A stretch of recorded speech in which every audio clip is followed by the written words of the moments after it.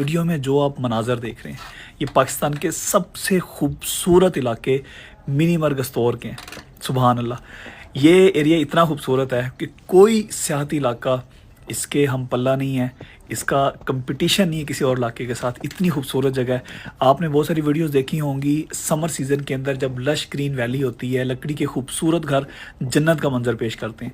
लेकिन स्नोफॉल में चूँकि यहाँ जाना आसान नहीं है और लोकल कम्युनिटी ही होती है, टूरिस्ट नहीं जा सकते, तो स्नो की वीडियोस बहुत कम मिलती हैं। सो ये हमारे एक फ्रेंड ने हमें सेंड की, तो मैंने कहा जी आपको दिखाते हैं क्या खूबसूरत नज़ारे हैं।